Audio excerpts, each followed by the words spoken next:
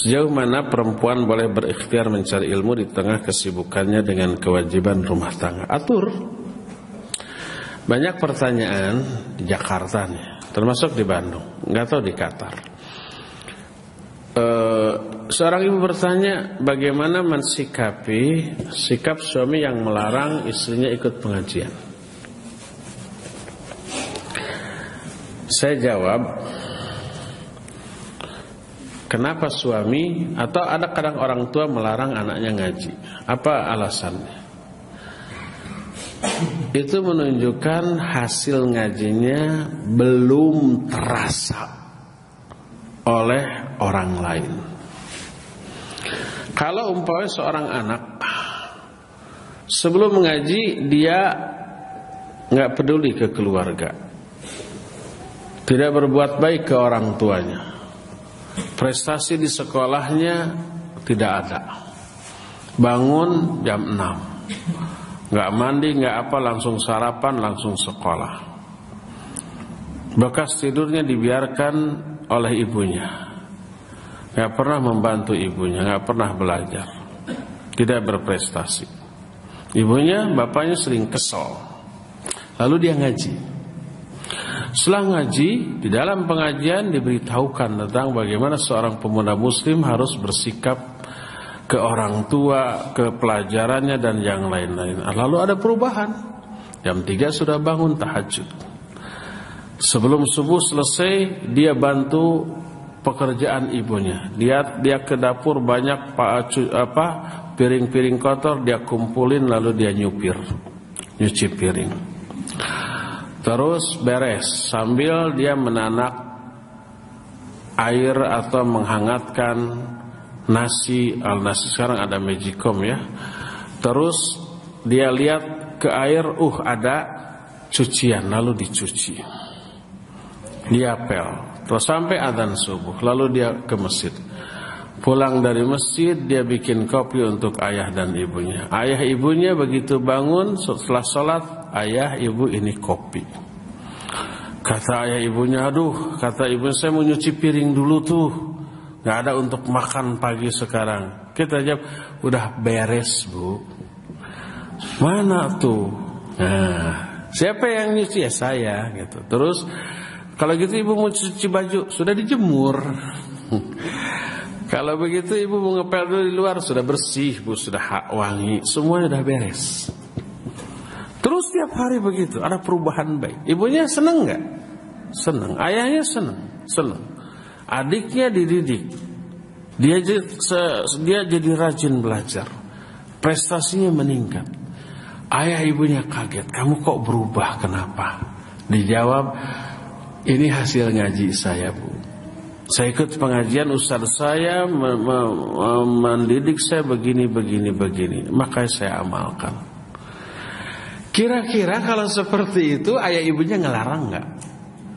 Pasti nggak, senang. Kalau gitu bawa kakakmu, bawa adikmu tuh, suruh ngaji juga agar berubah juga. Pasti akan disuruh ya. Ibunya, ayahnya akan ngomong ke tetangganya, anak saya berubah. Berubah gimana? Jadi baik. Jam 3 sudah bangun. Saya sudah bangun, semua sudah beres.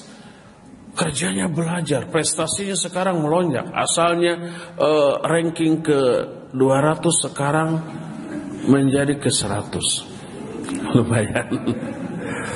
Jadi kelihatan, kenapa itu bahasa gimana mendidiknya? Saya nggak mendidik, katanya ngaji itu. Di mana ngaji? Di sana. Kalau begitu tolong bawa anak saya juga, ajak biar berubah. Merembet tuh ke tetangga-tetangganya ya. Kalau hasil ngajinya kelihatan. Demikian juga istri, ketika umpamanya si istri ini sebelum mengajinya nyebelin, ngebetein suaminya, sering nantang, sering tidak nurut gitu ya, cuek, jorok gitu, nggak pernah dandan itu kalau mau keluar. Kalau nggak keluar nggak mandi. Sehingga kalau suaminya dekat tuh harus nahan nafas. Akhirnya ngaji. Lalu ustaznya menjelaskan bagaimana sikap seorang istri kepada suaminya di rumah tangganya. Nyerap tuh, lalu berubah. Dia selalu dandan di rumahnya, selalu full senyum. Biasanya suami mau pulang jam berapapun nggak peduli gitu ya, tiba-tiba sudah ada saja. Istrinya tetap aja nonton sinetron. Biasanya begitu. Nah sekarang begitu suaminya datang, dia sudah ada di pantau garasi dan membuka. Sudah mandi, sudah wangi, sudah fresh gitu ya. Diambil tasnya, bapaknya dudukan, sepatunya dibuka, dihibur dengan senyum manis, diberi kata-kata yang ngegombal. Wahai pahlawanku, pujaan hatiku itu, tumpuan harapanku, kebanggaan kami, Allah akan melimpahkan pahala yang besar. Kami bangga memiliki dirimu. Wah, gitu ya. Terus rumahnya yang biasa berantakan jadi rapi bersih.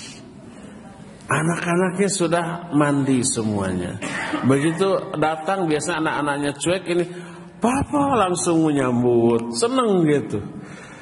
Tiap hari begitu, ada perubahan biasanya cuek. Maka suaminya kaget, "Mah, kamu kok berubah? Kenapa?" "Ini hasil ngaji, Pak. Ustadz di sana mendidik, menyatakan seorang istri harus begini." Kalau hasil ngajinya nyata, kira-kira suaminya melarang enggak? Enggak. Bagus tuh. Pas suatu saat istrinya ngambak, "Mah, ngaji lagi, Jung." Bisa nyuruh itu. Bisa nyuruh dia, ngaji lagi lah. Sudah berubah lagi nih, bisa begitu tuh. Dia akan ngomong ke tetangganya, "Istri saya berubah luar biasa. Asalnya cuek, asalnya badannya bau, asalnya nggak pernah dandan. Sekarang saya serasa menjadi perangkok di dalam amplopnya."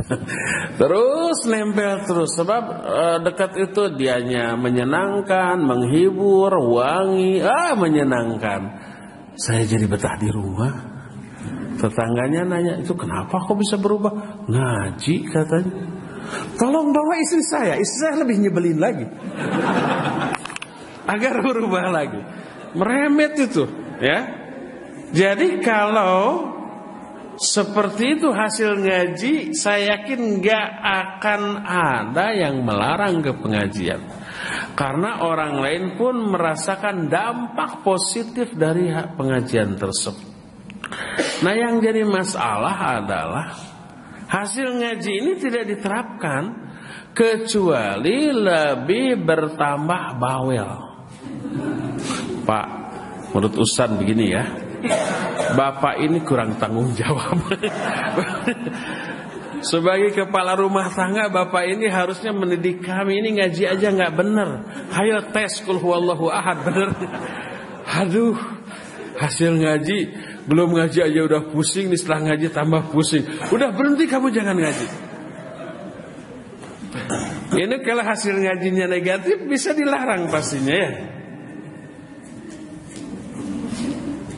Jadi tunaikan dulu kewajiban dalam rumah tangga.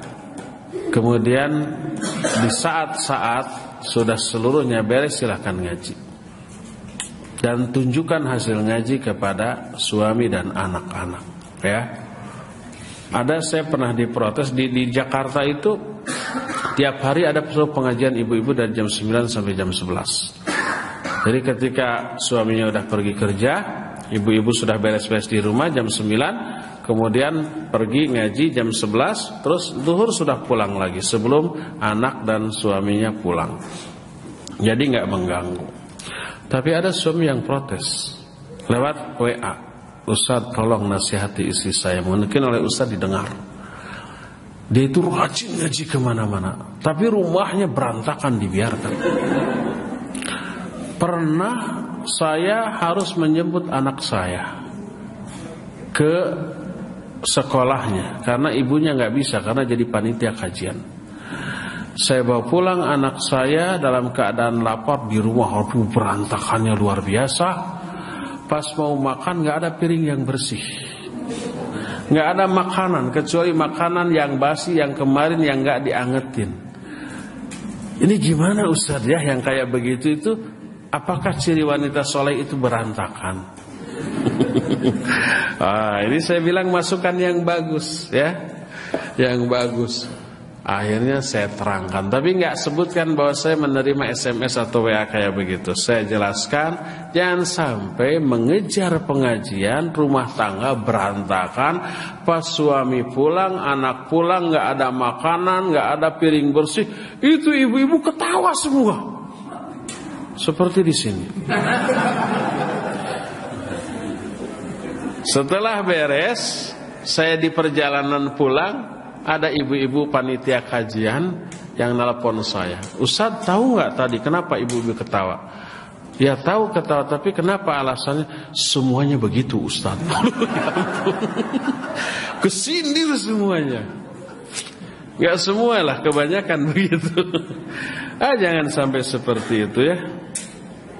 Atur waktu agar tetap kewajiban ke rumah tangganya bisa dilaksanakan dan ngaji juga bisa ya.